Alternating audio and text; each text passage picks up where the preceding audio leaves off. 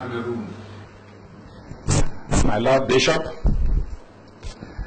distinguished invitees, valued friends of the Republic of Ambazonia, ladies and gentlemen, greetings. I want to extend to you the heartfelt thanks and appreciation of the government of the Republic of Ambazonia to the Dennis Hurley Peace Institute, and to say that indeed you are a valued friend. At times like this, you need very good friends, and a friend in need is a friend indeed.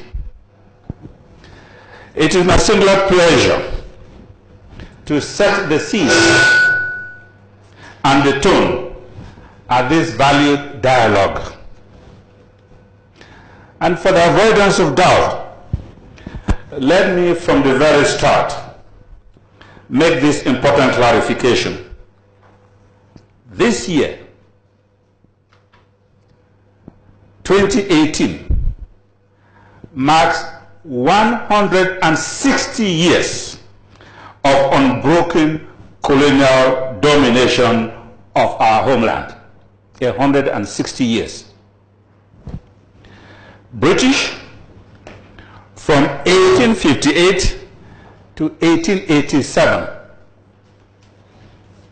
I'm not counting the earlier years, going back to 1844, when the British concluded treaties with our coastal chiefs.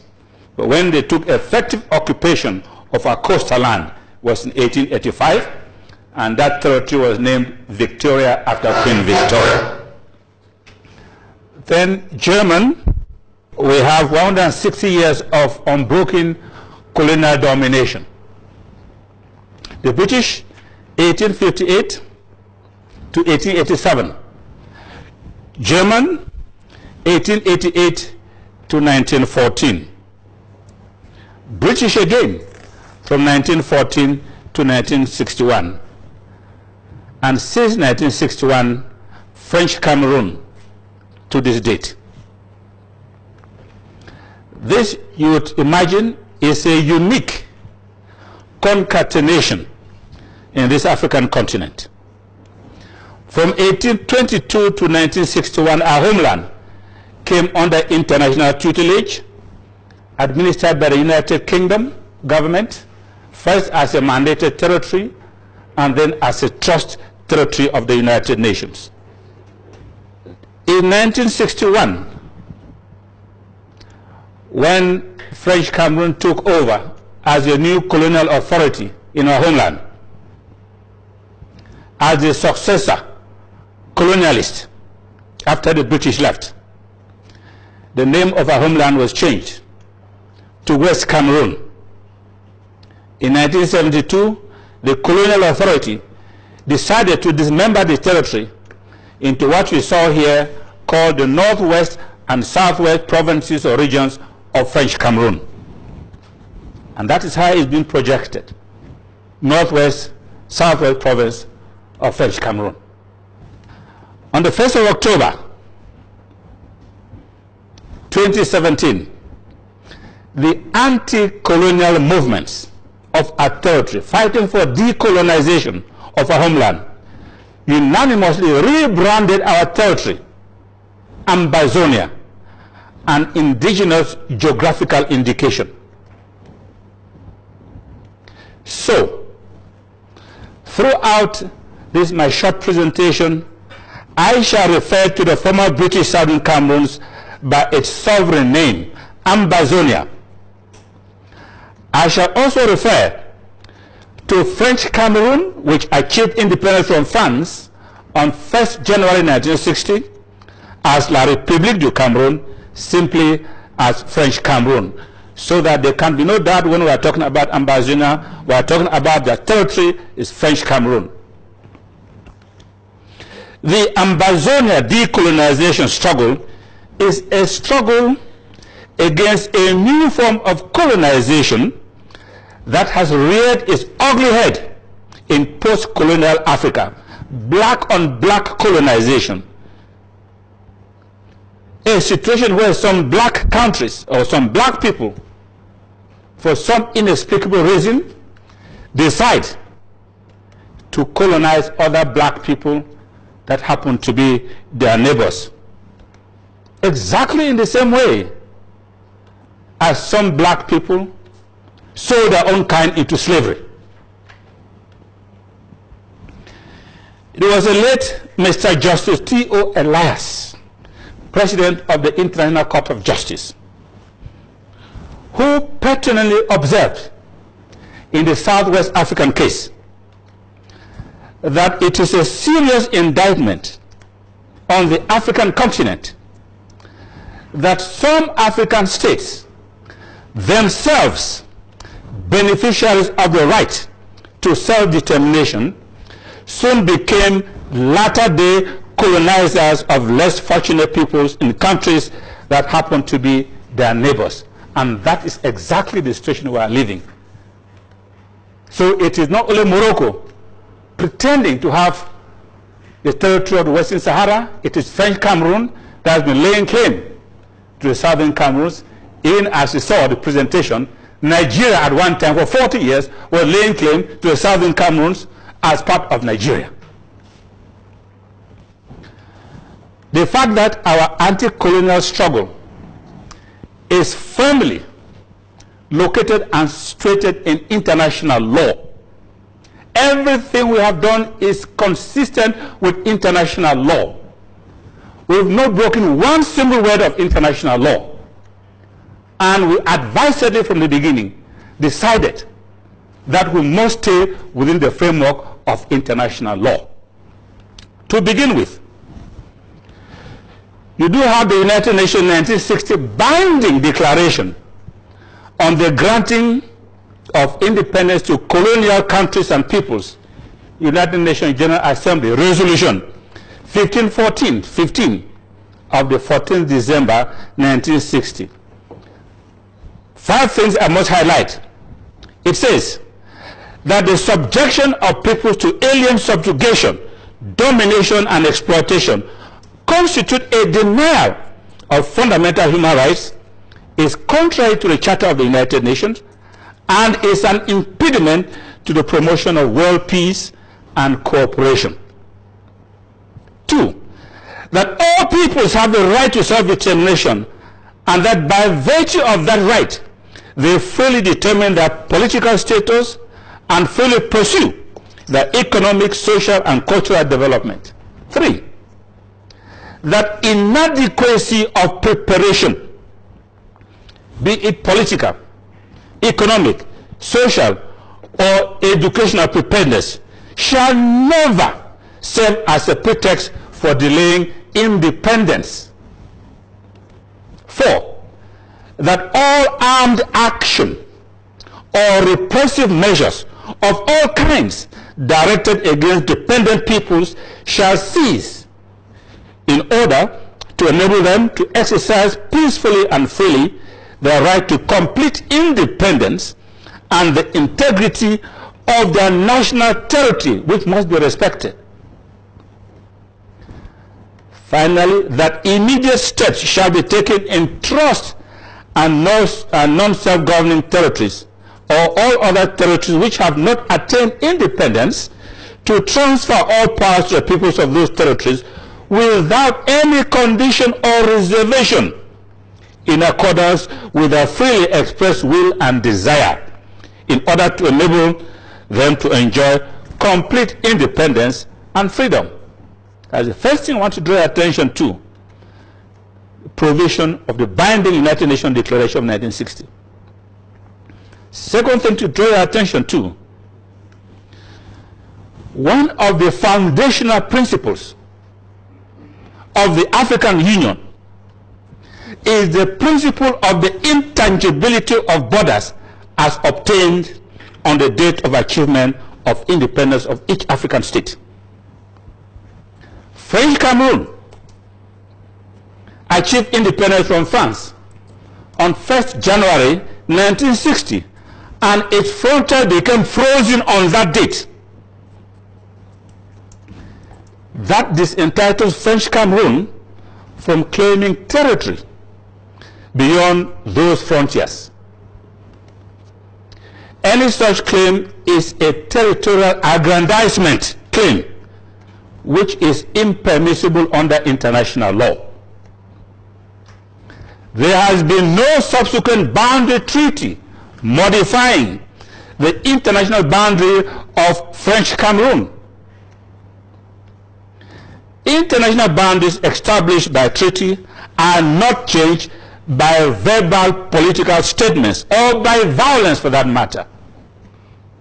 Long ago, the Stimson Doctrine denied recognition to territorial changes obtained by force, by subterfuge, or other measures contrary to international law. And the United Nations has repeatedly reaffirmed this. And that is why the principle of non-recognition of territories acquired against international law is not a well-established principle under international law. 3. The African Charter on Human and People's Rights recognizes in Article 21 the right of all peoples to existence.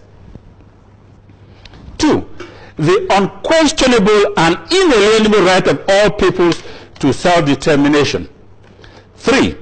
The right of colonized or oppressed peoples to free themselves from the bonds of domination. And 4. The right of colonized or oppressed people to resort to any means recognized by the international community to free themselves from the bonds of domination.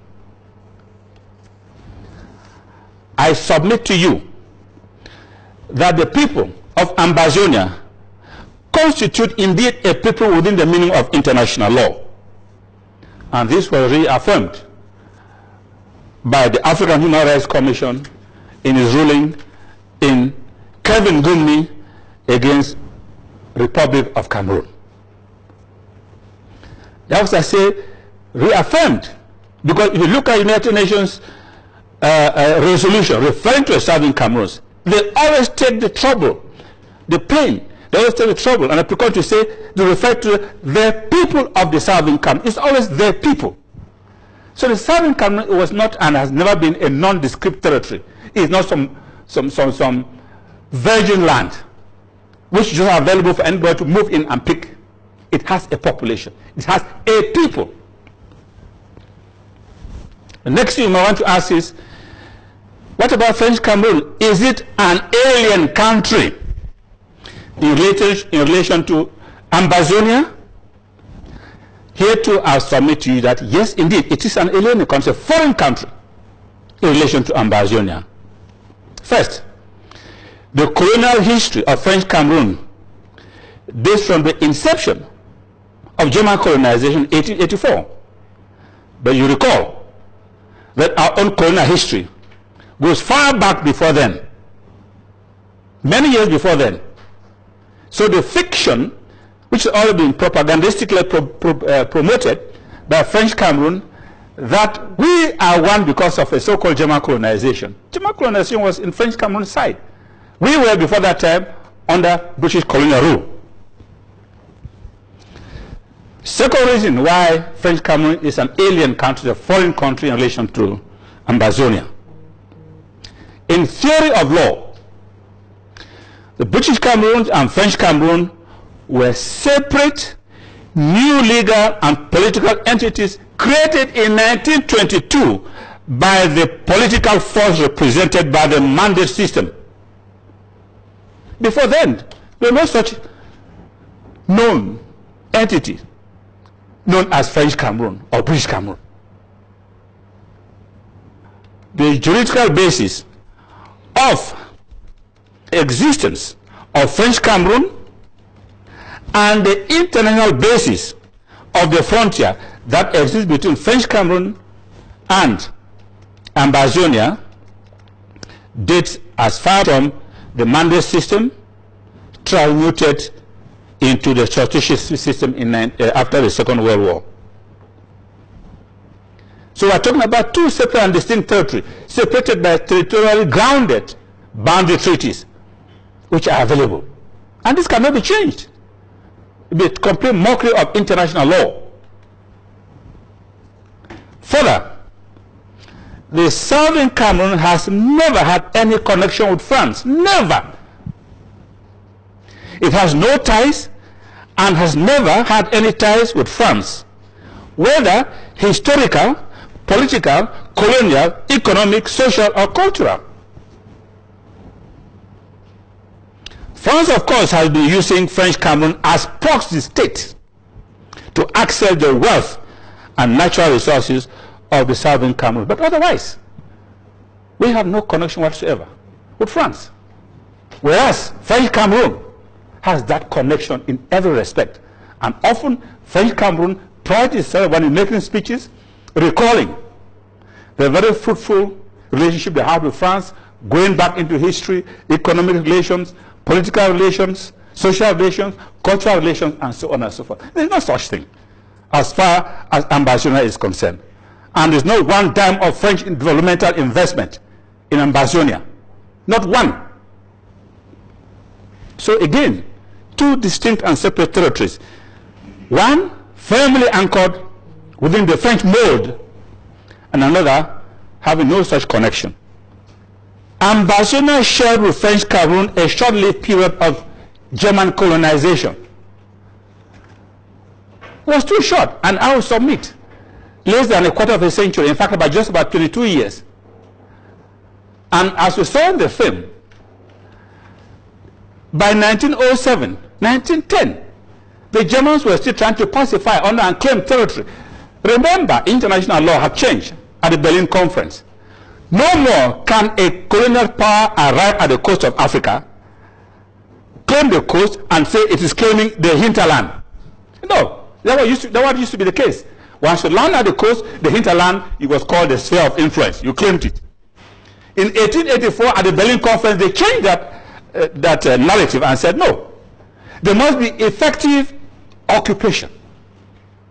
There must be effective occupation. And that is why, when the British transferred part of that territory to the Germans in 1887, the Germans, who were already in part of French Cameroon, what they call French Cameroon, now had to start the task to effectively occupy, because without effective occupation, the Germans could not claim any such territory.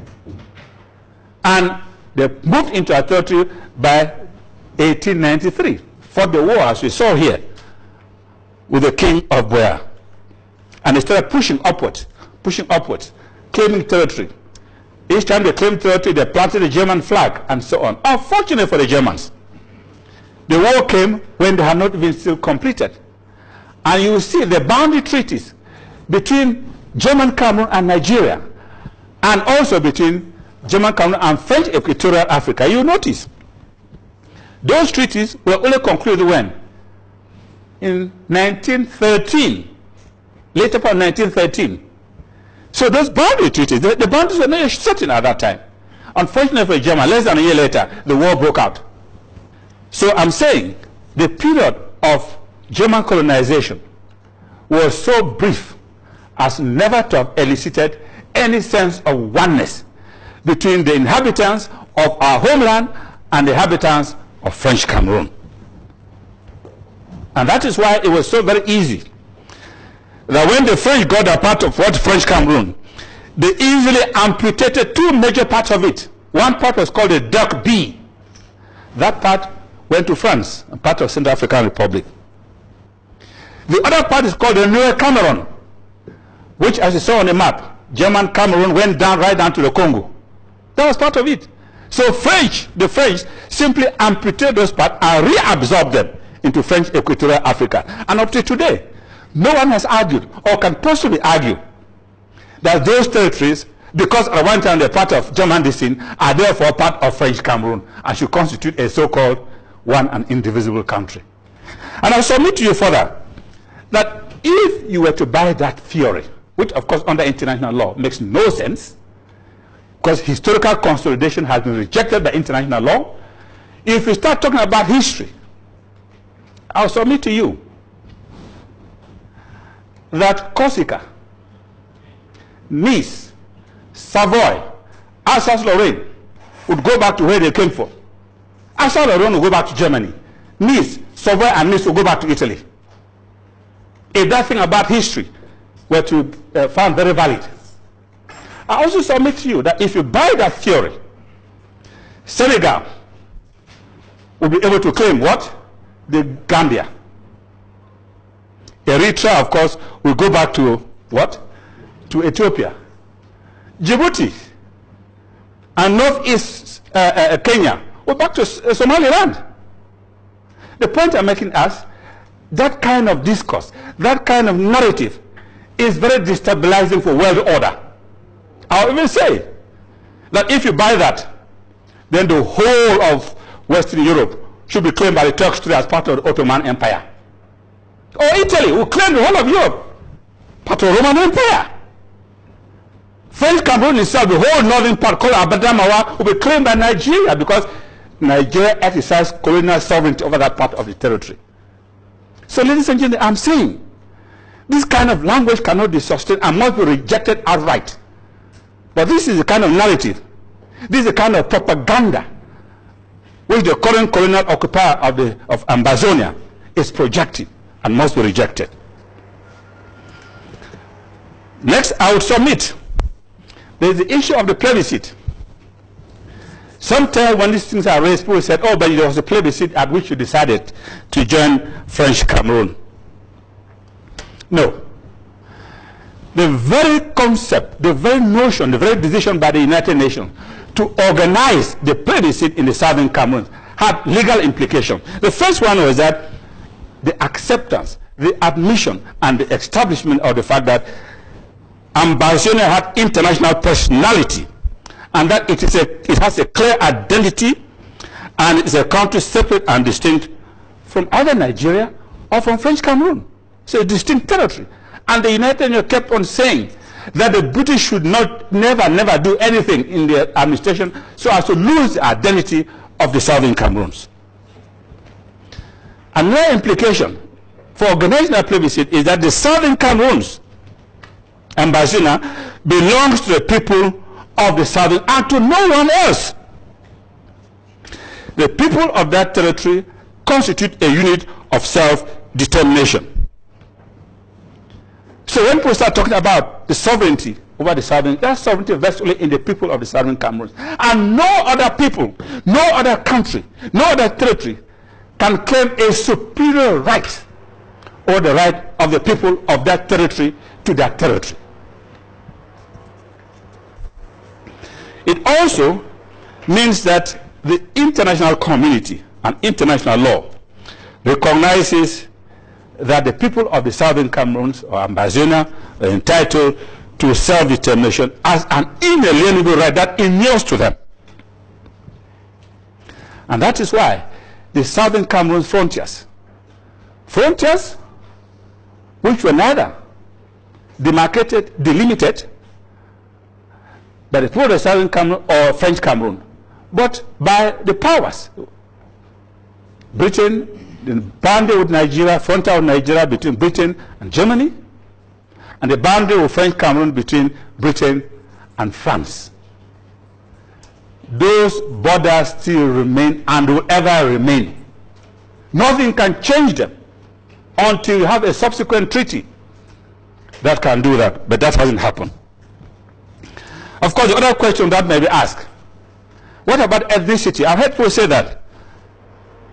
Again, there is no substantial ethnic connection between Ambazonia and French Cameroon. What did you have? In certain localities, you have ethnic communities that sit across the common frontier.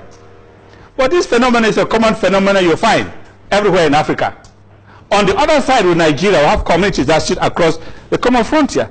Nigeria had tried to use that also as a means for claiming the southern Cameroon as part of Nigeria. That was rejected by the international community.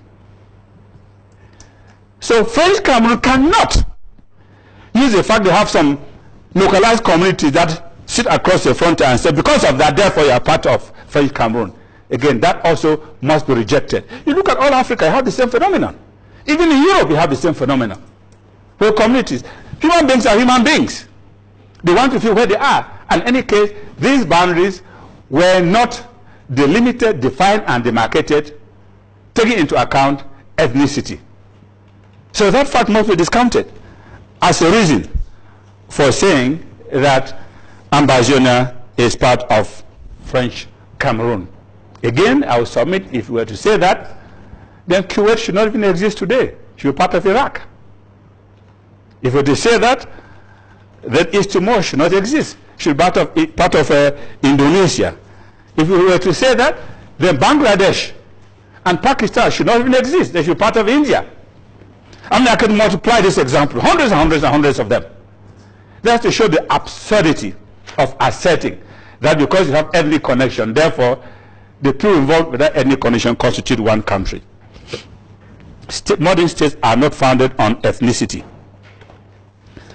I will submit to you that there has emerged under international law a general rule imposing a duty of non-recognition of territorial and other situations brought about in breach of international law.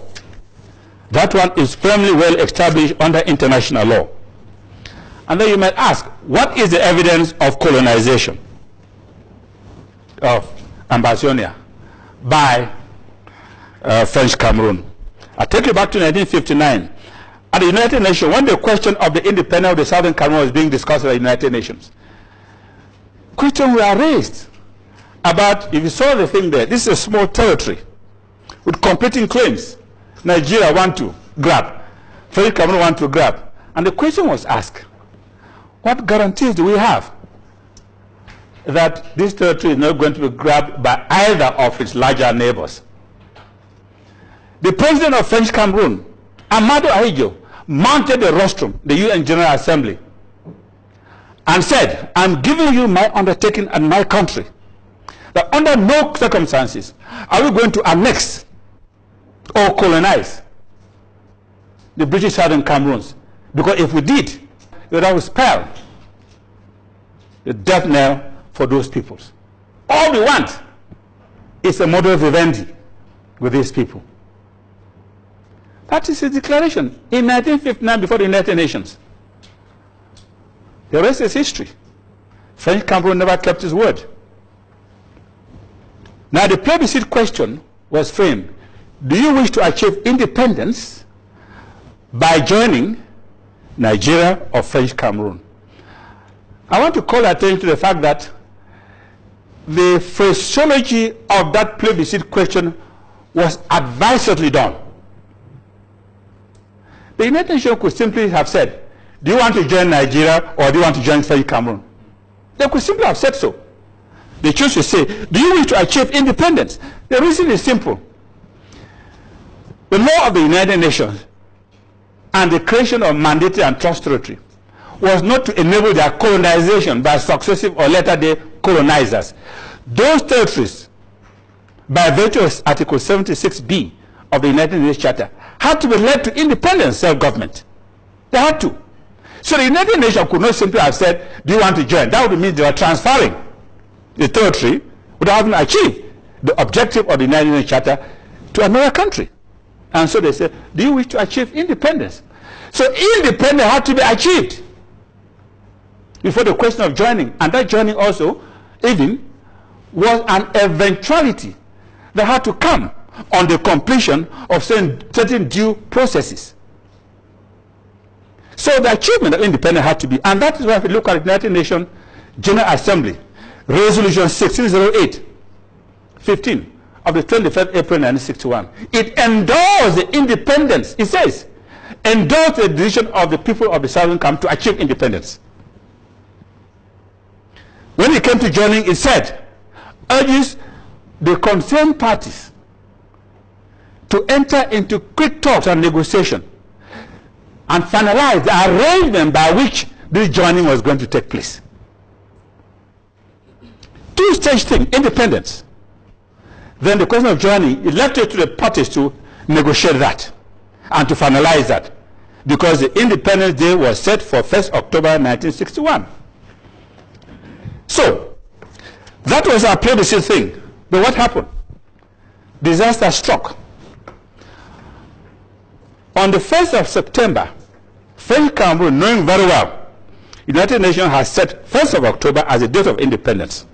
On the 1st of September, in its parliament, it decided to annex an annexation law, claiming the Southern Cameroon as part of its territory that had been returned to it by Great Britain and the United Nations. Incredible as it is. It did that. And then it all concealed all of that by a pretended so-called federation. You can't have a federation between countries. Only one party decides of what kind of federation is going to be. So that was what I call an absorptive federation. On the 30th of September, on the eve of that independence, the British, and this has always thrown me at loggerheads to the British, even when I go to the UK. They invited a foreign leader. The president of French Cameroon was a foreign head of state, had nothing to do with the Southern Cameroon. They invited him to the Southern Cameroons and transferred power to him. You would have thought that they would transfer to the functional government. There was a government in Boya. There was a government in the Southern Cameroon. There was a prime minister. They would have transferred power to him. But no. They invited this foreign head of state who landed in Ambazonia, and then they transferred power. An incredible situation of the British transferring power over its colonial territory to another country that has nothing whatsoever to do with the colonization of that territory. And then French Cameroon took the territory over as successor colonial authority in the Southern Cameroon. So on 1st October, instead of there being independence, what did people witness? French Cameroon sent a pro-consul to take over the Southern Cameroon, send a military force, send a gendarmerie force, and the whole country was occupied. There was no decolonization.